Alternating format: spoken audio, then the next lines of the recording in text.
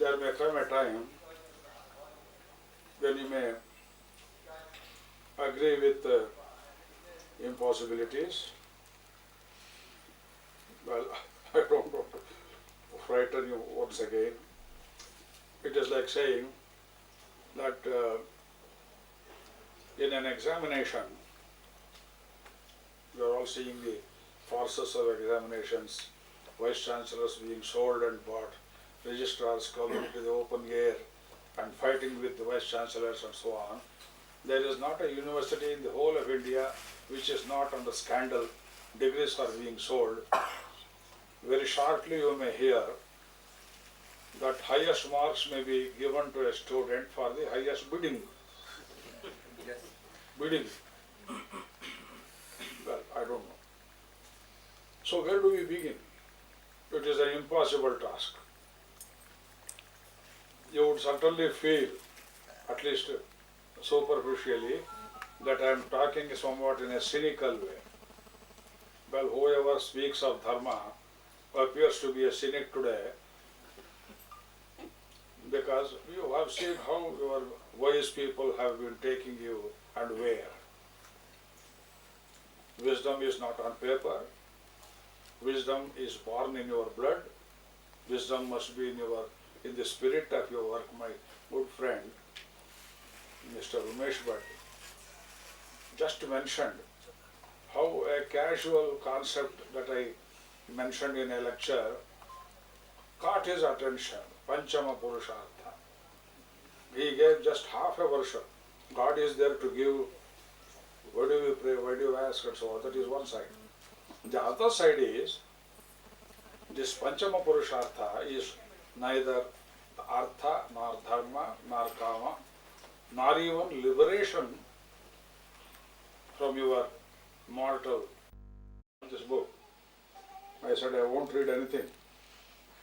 I will just read a few sutras from Kautilya Rajaniti Sutra. The rest of the book is Arthashastra. Kautilya also wrote individual sutras like Dharma Sutra, like Vedanta Sutra.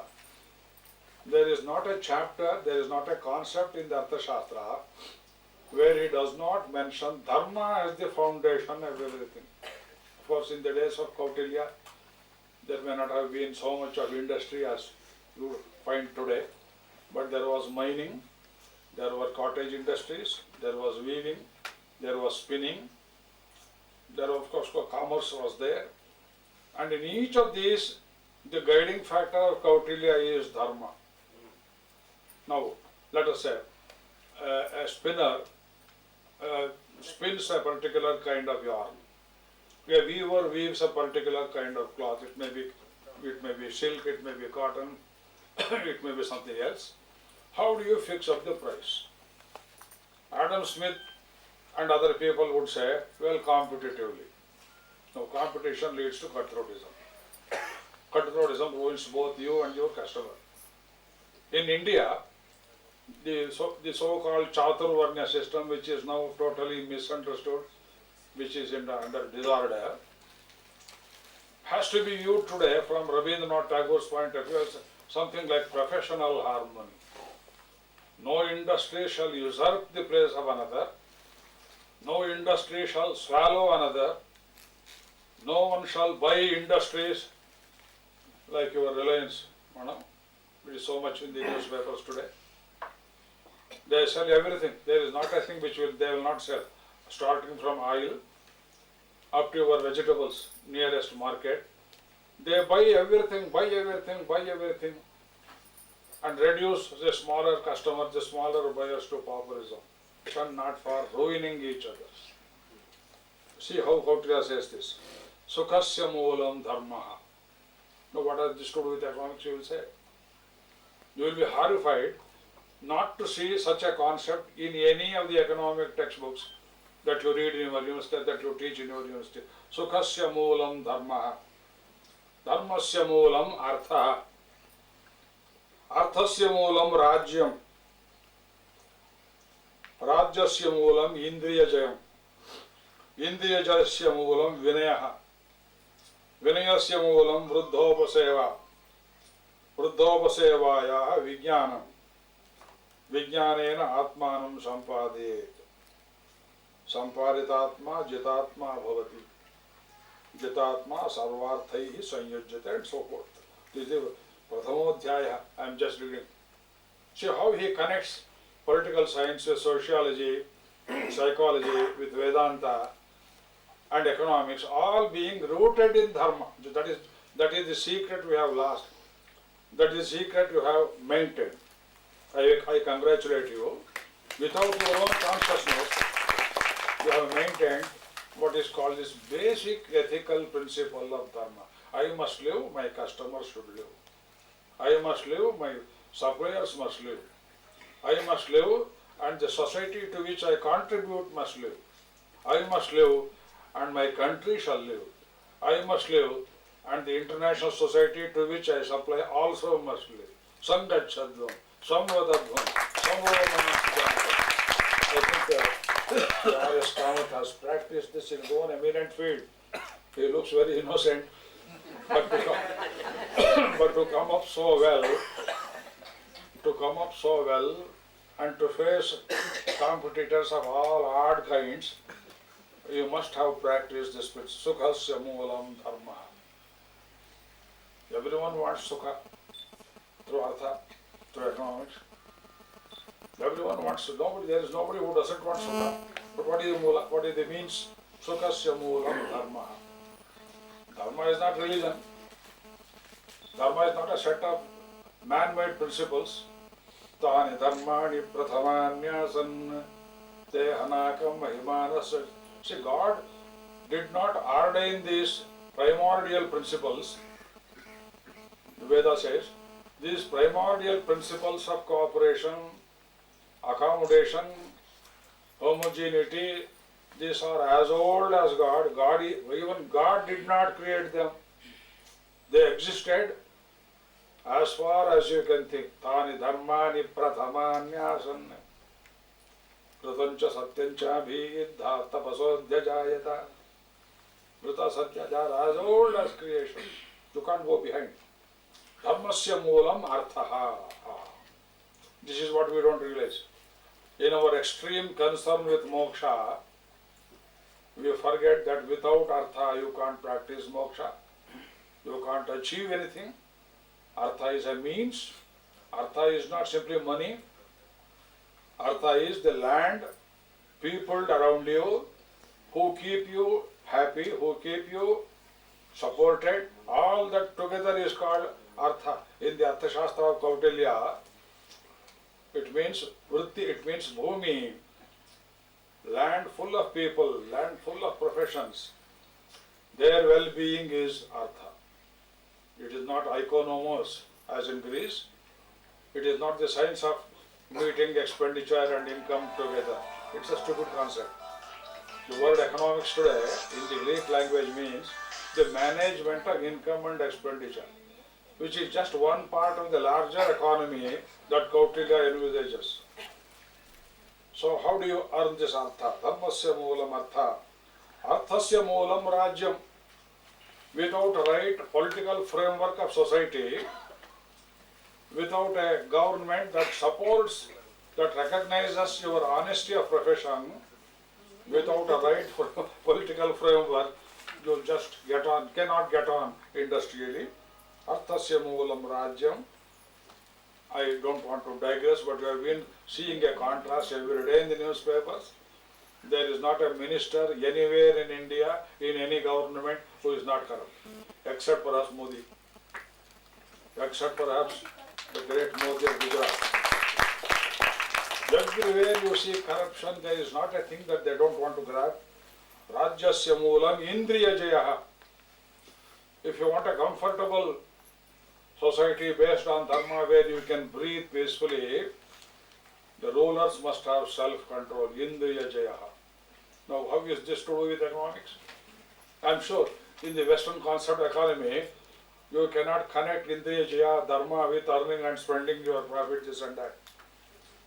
And then, indriya jayasya moolam, if you want to conquer your senses, vinayaha, submissiveness, humility. Vinayasya moolam vruddhopaseva. If you want to cultivate Vinaya, now begin to cultivate the service of the elderly people in the great Valmiki epic, Ramayana, in the Ayodhya Kanda, Vruddhopasevi. Valmiki says, Sarvada Vigata Sadhihi, Smitapurva Vibhashi cha, Uttaroktara Bhakta cha, Mitabhashi cha Raghavaha. He was always surrounded by people double his age. Rama was not usually to be found in the company of juniors like Rahul Gandhi. He used to be found in elderly company, listening to those elderly people, and one elderly company can give you more knowledge than a whole library can give you. You have learnt it from your father. You have learnt it from Subodhananji. You may learn it from me now, here and now. And if you have more time to spend your time with me on my routine walks in the mornings or evenings, probably in 1 year you will learn the whole of Kautilya's Arthashastra, the whole of the Ramayana, without my teaching you verse by verse. Vruddhopaseva. I don't know whether Western economists would agree that economics should be a source of earning your soul. What is the relation between a soul? None of you mentioned the bad political setup in which we have been before. Probably you are afraid of mentioning. I am one who am not afraid of anybody. I write 2 columns for 2 Kannada newspapers. Every Monday you will read me under my own name in Sanyut Karnataka, under a pseudonym in Vijayavani. 2 more magazines are running my serials on Ramayana. I'm sure that most of us here would usually listen to either Ramayana or Mahabharata from Dr. Professor K. Narayanacharya, but today we got the privilege of listening to a different topic, and I'm sure all of us have got a different message altogether. So thank you so much for that wonderful words. I now request Swami Sukabodhanandaji to bless us with his kind words, and most of us over here have attended your lectures, especially in the Marisham ground, because we stay hereby. So we're just kindly waiting for your words. Thank you so much. Thank you, Acharya-ji, for your words of wisdom. Let us first wish Nagesh Bhatt all the best. Silently, all of you pray. Close your eyes for 1 second. Pray and bless him and the whole team for his loving contribution. Thank you. Open your eyes. Now, do you really want me to speak? Okay. Let me put it in a very different context now. Veda in its application mode. Some of us think, many of us think we think, and most of us never think of thinking. Please see, education is not what to think. Education is how to think. I don't know, in the short half an hour that I can present to you all that. So too in business, it is how can you do business. Like education is not what to think. In universities, we are taught this subject, that subject, but it is how to think is very, very important. And if you don't learn this paradigm from the Veda, if you don't know the art, the acumen, the acuity to how to think, we'll continue being, right, in Sanskrit, in yoga we say a jivatma, right? Not in Vedanta it's different. In yoga we say this too. Jivatma means lower self, Paramatma means higher self. You can live in a lower self, Nikrishta Urja. Higher self means not God, higher self Paramatma in yoga means higher self, higher energies. You can do business in lower energies, you can do business in higher energies there. Or else, you know what the society is slowly going? It is like this. It seems a person was going to the financial capital of our country. Which is the financial capital? Bombay. He was going there and then he saw a person, a beggar, with both hands like this. He says, both hands like this, hand up. So he asked, you're a beggar with 2 hands? Why your both hands are kept like this? He says, business is doing very well, so I open another branch. Business is doing very well, I open another branch. You may open another branch, but your beggarly quality continues. So this Westerner was shocked about the financial capital. So he didn't give any money to him. He went to the next guy and then he put some money to the beggar there. And then he looked at the beggar and said, I have seen you somewhere. And the beggar says, we are friends in Facebook. We are friends in Facebook. Now, beggar, Facebook, but continue being a beggar. This is the plight of humanity. You may be very successful, but internally still very poor. Successful, but internally poor is operating from Jivatma, lower energies. We have to learn to be a giver. He gives not the best who gives the most, but he gives the most who gives the best. He gives not the best who gives the most, but he gives the most who gives the best. If I cannot give bountiful, yet I will give freely, and what I lack in my hand, I'll supply it with my heart. For the heart of education is the education of the heart. That's why Sant Kabir says, Poti padi padi jagmuwa, pandit bayana koi, dai aakar prem ka, pade se pandit hoy. He says, Poti padi padi jagmuwa. It's a great Sant Kabir says, by reading books after books and books, alright, you don't become truly a pandit. Dai aakar prem ka, one who experienced the 2.5 letters called love, pade se pandit hoy. He is truly a pandit. You may be a PhD, means what? Permanent head damage. Alright? Alright, in all universities, with all respect to people in universities, there is always head of departments. I have never seen a university heart of department anywhere. And the Indian culture says, build your heart. For the heart of education is the education of the heart. So doing business from the heart, marriage also from the heart is going to work. Or else, everything becomes very confusing. I just today received a very wonderful SMS. Thank you. I received a very wonderful SMS. I don't know, I'll say it in a little Hindi.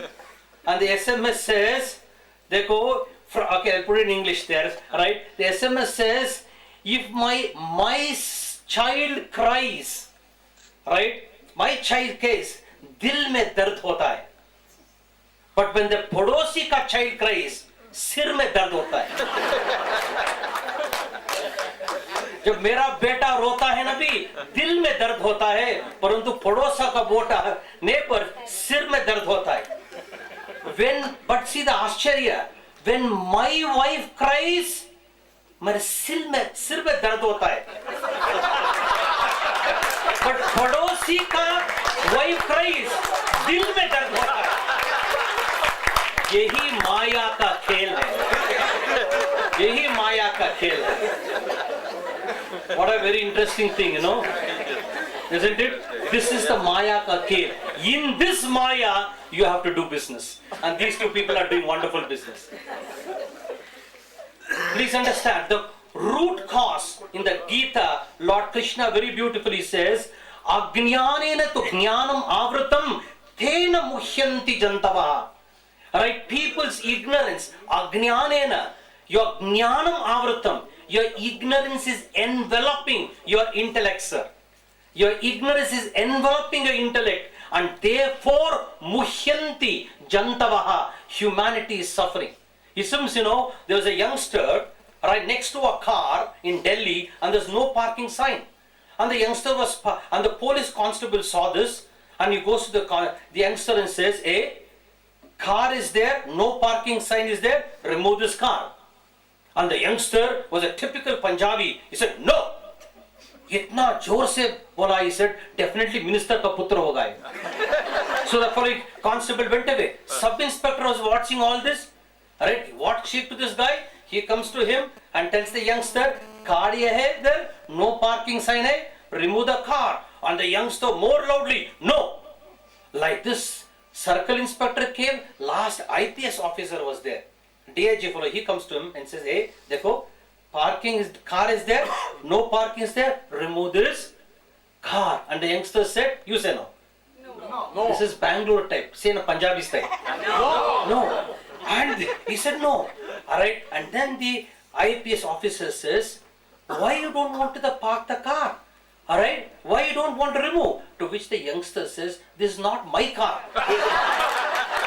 अरे मेरा car ही नहीं है, क्यों हम निकालना पड़ेगा? And to which the IPS officer says, if it's not your car, why the hell you did not say from the beginning? To which the youngster says, देखो मेरे गुरु का उपदेश था, आदेश था, संदेश था. Somebody asks a question, answer to the point. This is what our scripture says. Shabda jalam maharanyam. Words are like big forest, maharanyam. Don't get fasado in it. You ask, remove the car. I said no. Why should I say, this is not my car? Whose car it is? Whether he is married or not married? Whether he has got the stepney or not? Itna vistarata ta kyun bolna hai abhi? Now tell me, friends, the answer he gave is a very smart answer, no? Yes. But still, it is a stupid answer. It's a very smart answer this youngster gave. This is not my car. Why should I remove the car? He gave a smart answer. Still, it is a stupid answer. This is the core issue that human beings should address. We are all very smart, sir. Smart with words. Professors of words. We read the book. I'm Chaturvedi, Trivedi, Dvivedi. Alright, you may say all this. We are professors of words, but our content of consciousness is still stupid. Therefore, Adi Shankara says, to a great scholar, Adi Shankara said, Bhaja Govindam, Govindam Bhaja Mudhamate. To an old man who was learning Aivun, Ulruk, Evong, Aivoj, Haivarat, he was learning Sanskrit grammar, to which he says, is because, please see, look at all very successful people. Many successful people, alright, including I will say, alright, people who are very smart, be it Bin Laden, alright, be it the LTT Prabhakar head, be it Veerappan, tell me they were not smart or not? Yes. Extremely smart. The Indian police, Indian army couldn't finish them, took struggle. Very, very smart. Thou Abraham sits in Dubai or Pakistan and controls the underworld in India. Alright, very, very smart. Tremendous leadership. Management people have to study leadership from him. Networking, motivation from him. But his quality of life is stupid or not? Stupid. Even though highly successful as a leader, very, very financially successful, Dav Abraham, the quality of life is stupid, sir. This is the issue we have to address. You may be smart, you may be knowledgeable, you can still be stupid. I think the whole Vedic tradition, the Gita addresses this core issue. Right? Your knowledge should destroy your foolishness. But unfortunately, our knowledge is protecting our foolishness. Instead of destroying, if we can use knowledge to destroy our ajnana, then we have used knowledge. We have used knowledge to protect our foolishness. You may be a successful businessman, you may be a successful anybody, but still you are very stupid, sir.